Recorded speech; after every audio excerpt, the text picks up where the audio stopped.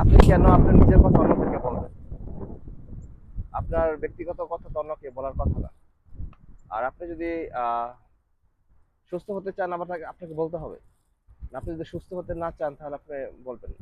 আপনি যখন ডাক্তারের কাছে যান, আপনি ডাক্তারের কাছে কেন আপনি আহ, নিজের সব সমস্যা খুলে বলেন, যেন ডাক্তার আপনাকে ভালো ওষুধ দিতে পারে। এখন আপনি যদি মানসিকভাবে অসুস্থ হন, মানসিকভাবে যদি কোনোভাবে আপনি একটু বিকারগ্রস্ত হন, বা মনে করেন আপনার সাহায্য প্রয়োজন, নিশ্চয়ই আপনার যেতে হবে তার কাছে যিনি মানসিকভাবে আপনাকে সাহায্য করতে পারে, মানসিক এই অসুস্থতা থেকে আপনাকে উঠে আসতে সাহায্য করবে।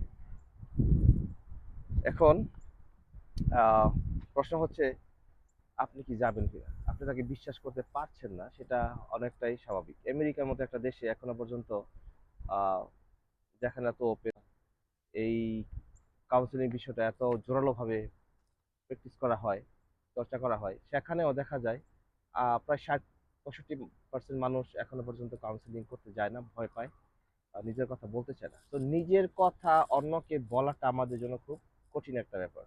আমি সহজে কেন আমার নিজের কথা অন্যদেরকে বলবো, সেটা খুবই স্বাভাবিক। আবার না বললে যে আপনি সুস্থ হবেন না, সেটাও খুবই স্বাভাবিক। এখন আপনি যদি সুস্থ হতে চান, আপনাকে অবশ্যই বলতে হবে।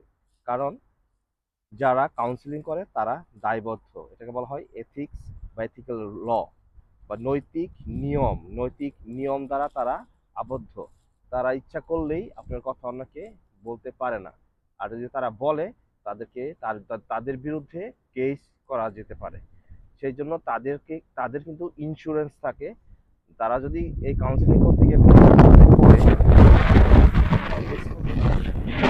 একটা বড় অ্যামাউন্ট পে করতে হবে, সেটার জন্য ইন্স্যুরেন্স কাভার করতে পারে। তাহলে ব্যাপারটা অতটা সহজ না যে তারা বলে দিবে। তারা কিন্তু বাই ল বা এই নিয়মের দ্বারা তারা কিন্তু আবদ্ধ। নিয়ম দ্বারা তারা আবদ্ধ।